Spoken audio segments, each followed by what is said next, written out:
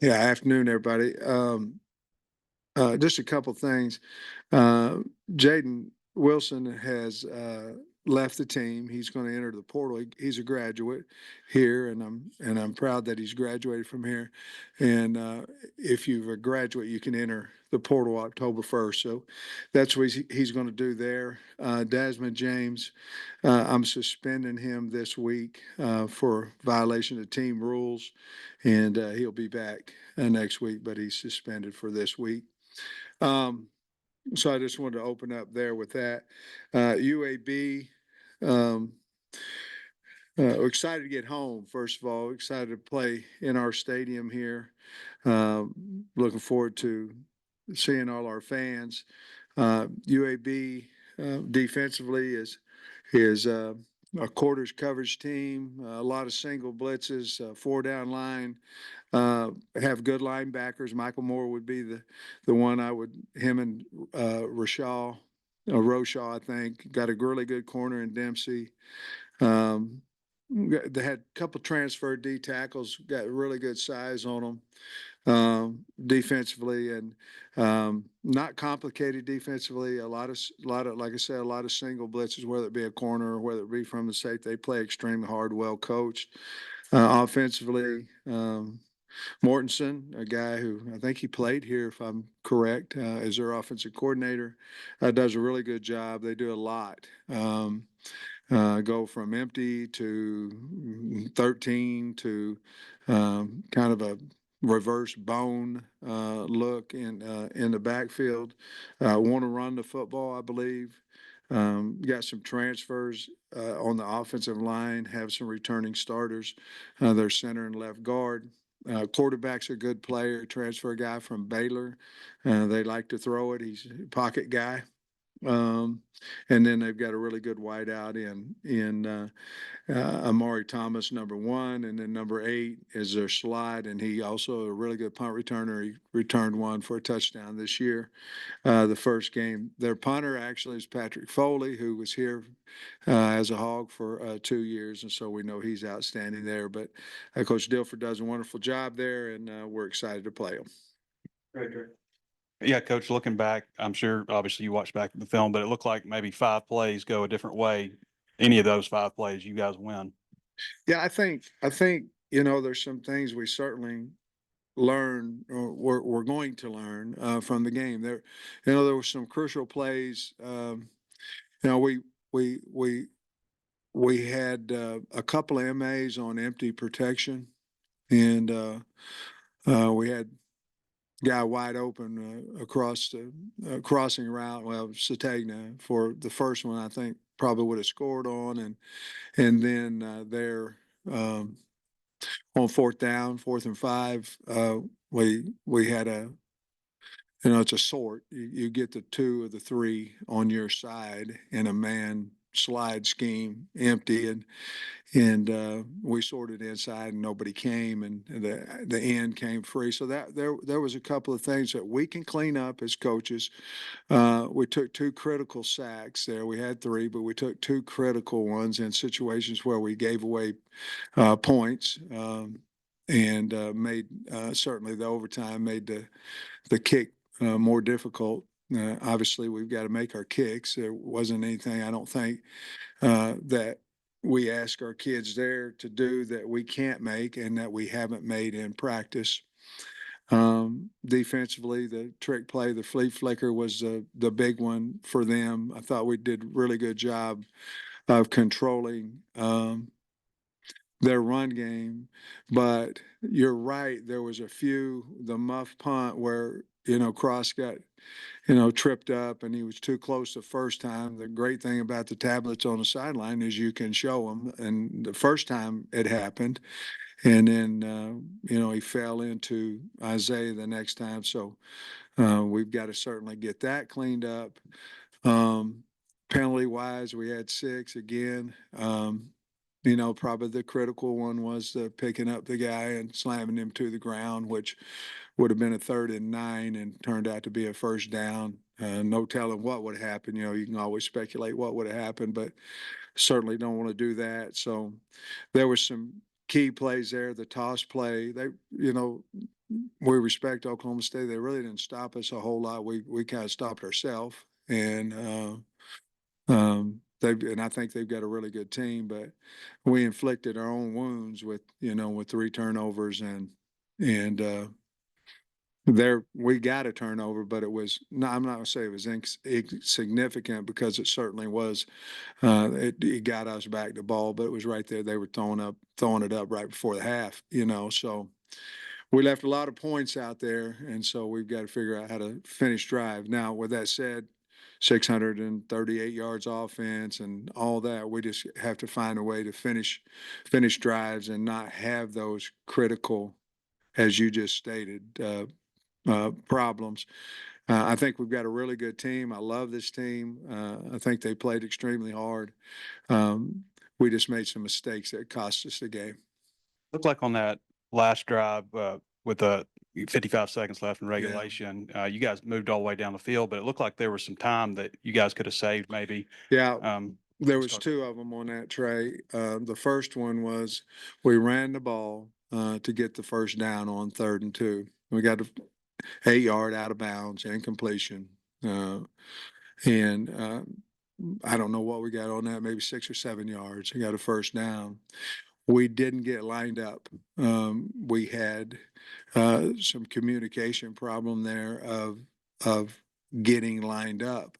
So once that happened, we decided just to kill it. I think it was on that drive. I don't think it was at the half, but so we decided to kill it. So we wasted 15 seconds from the time the play before started to the time the other one was snapped. Probably 7 is probably what we wasted, where we could have snapped the football. 7 crucial seconds at that point in time. And then there at the very end of the game, we had 12 seconds left, and we could have got, when you're concerned about distance, for kicking a ball, you're trying to get as much as you can, but you're also trying to give an opportunity to kick it. And again, we were very slow with our operation on that and almost ran out of time. So we elected to, do a short route, get the ball out of bounds, try to grab another 5 yards. We had 12 seconds, but by the time we snapped the ball, we did not. We had about 6. And so it was too close, and probably hindsight, we probably should have killed it. But the problem is once you get under 15, if you kill it, you're going to lose 2 or 3 seconds, and then you're going, okay, what are we going to do? But if in hindsight, we probably would have killed that last one and then decided, hey, are we going to try to steal 5 on them on a quick out, or are we just going to kick the field goal? And fortunately, he went out. I don't want anybody, we all know that Kyle had a hard day, but he also got us into overtime, and we certainly had our chances to win the game there, even with the missed field goal of trying to get up 11. Sam, you kind of answered my question, but on the Cross Johnson get blocked into Isaiah, is there some way for Isaiah to alert those guys he's fair catching? Because they really don't need to be blocked if it's a fair catch. Well, he should be. We all should be keying the returner as we're coming down, and we didn't. I thought the second one, he was more aware of where he was, but he's still way too close. Same thing when we had the ball on the ground with our call to get away from the ball.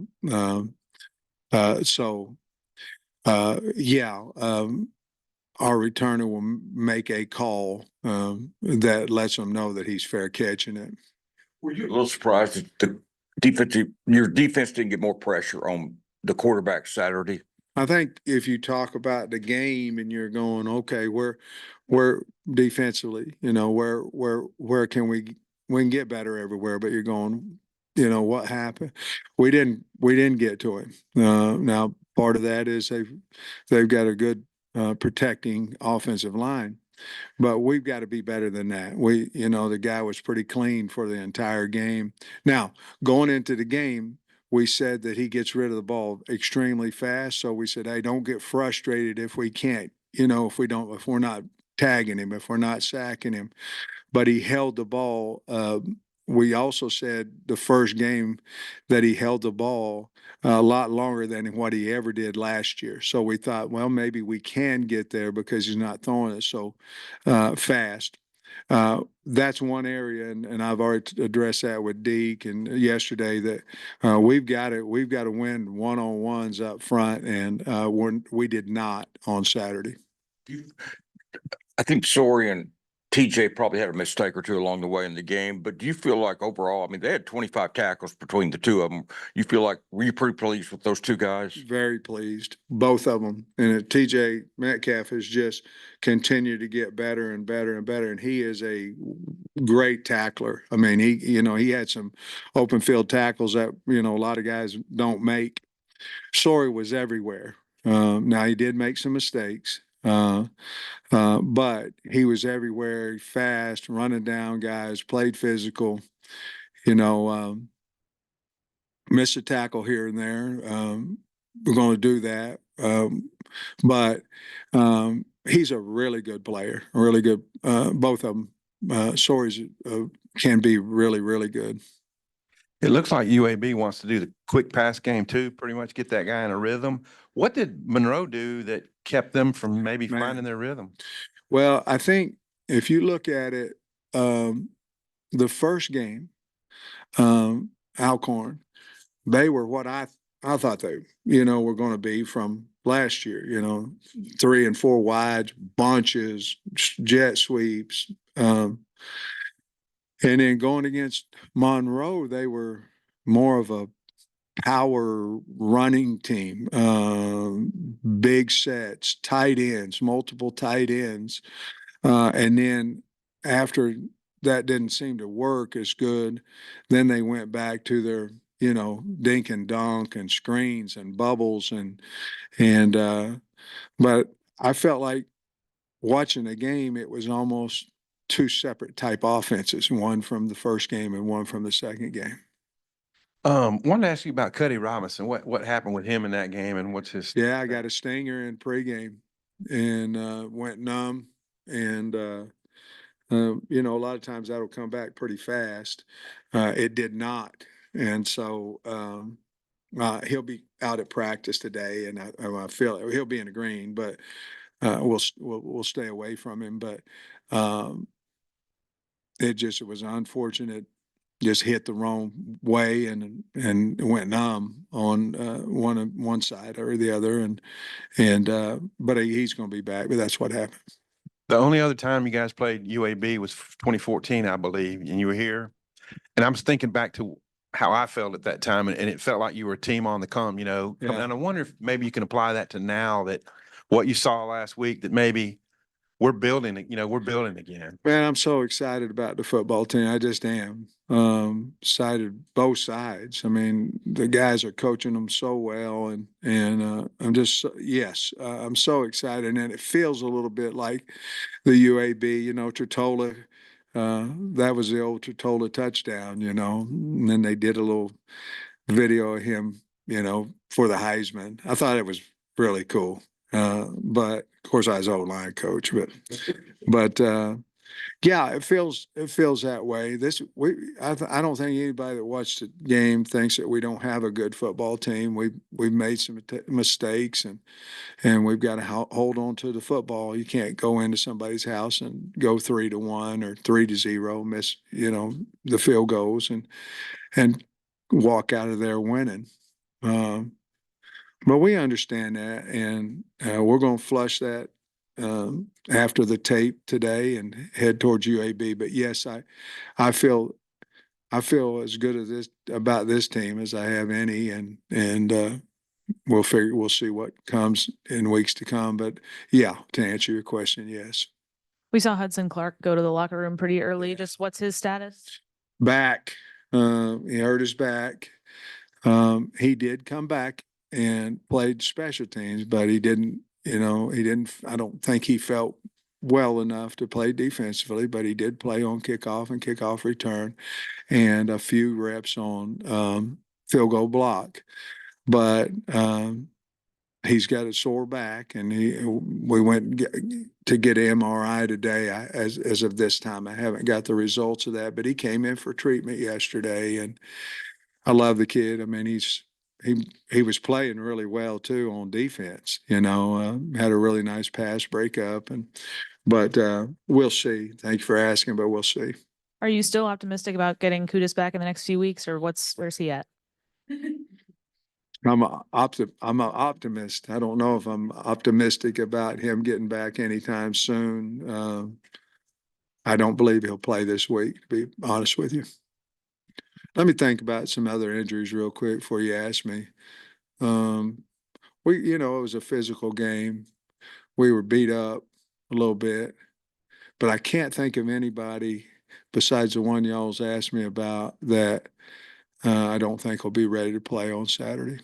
JJ with the cramps, he'll be good to go. Jackson. Yeah, he'll be fine. He didn't. I thought he would IV after the game and all that, but he didn't. So he'll be fine. How much did that hurt you in the second half, Coach, having to go away from a little bit of the physical game you were using in the first half, and you didn't have him in overtime? Well, anytime you have a back that's, I don't know what he's averaging. He's probably averaging 6, 7 yards a carry.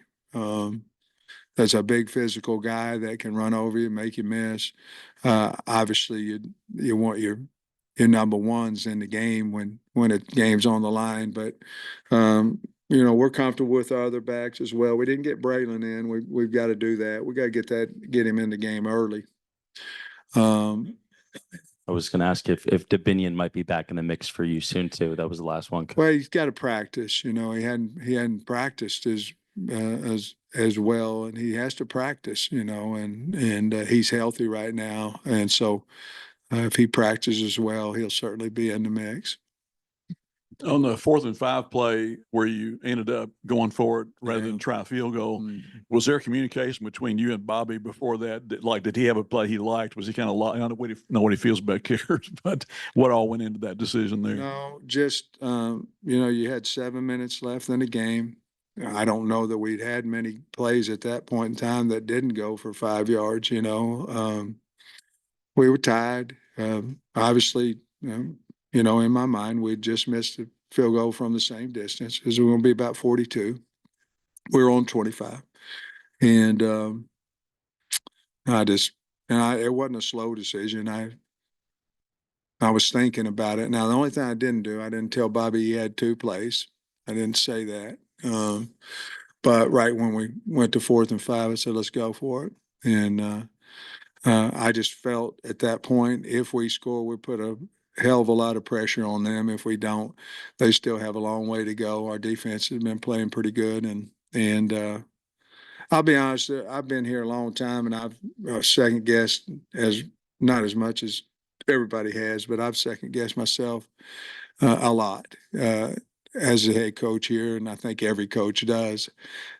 I'll be honest with you, that one I do not. That one I felt like it was the right thing to do, and I thought we could really get some momentum there. And honestly, I thought our chances of making a 4th and 5 were every bit as good as making a field goal. And if we did, I thought we could get to 7 and really put pressure on Oklahoma State.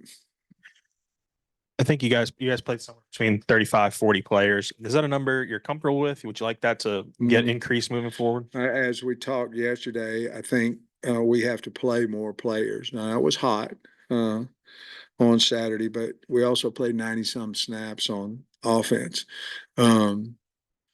So we talked about getting some other guys in the game earlier. We've got to be a little more, we got to be stronger in the 4th quarter. And we played a lot of guys, a lot of reps, and probably wore out a little bit towards the end.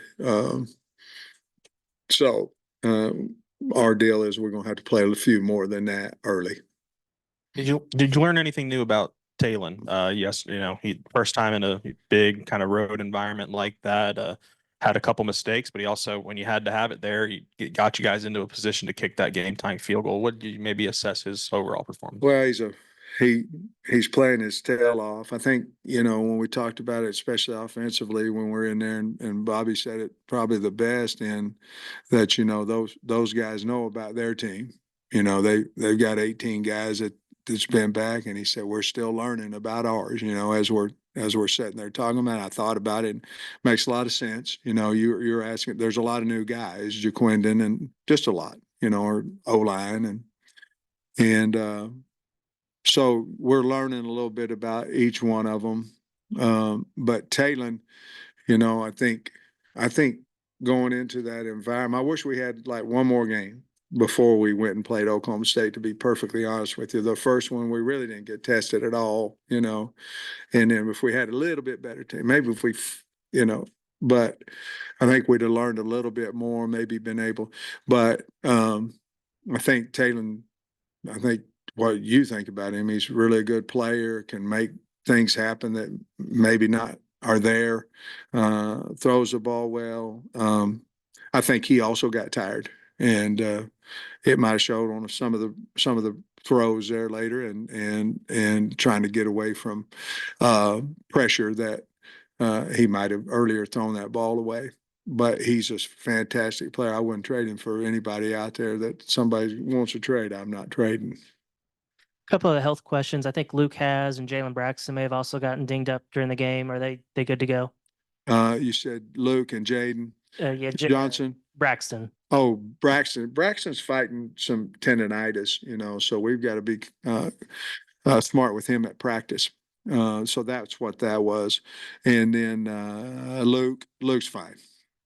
And then also, after watching the film, I'm curious with the field goals, was there anything with the operation that was good, or was it just kind of simply a mistake? No, and the problem is we weren't hitting the ball. You know, if you hit a ball, it goes, you know, like that, and if you miss it, it goes, you know, and we weren't hitting it, and that's probably played into it a little bit more than even right or left. You know, if you're not hitting it, you got more problems than just direction, and we just weren't hitting the ball. And you mentioned the issue with the snaps after the game. I'm curious, after watching the film, was there anything you noticed with that? And is that something that's flared up at all in practice? No, it was low and hard. It was low and hard. And you know, Talon, if you ask him, he'd probably say it was his fault. You know what I mean? Because that's who he is. But it's hard to catch. You know, you're six, whatever he is, 6'7", and try to catch a ball below your knees humming at you. It was low and hard. We've got to get that corrected, because that, to me, stalled a drive as much as Oklahoma State's defense did. Landon's off to a little bit of a slow start.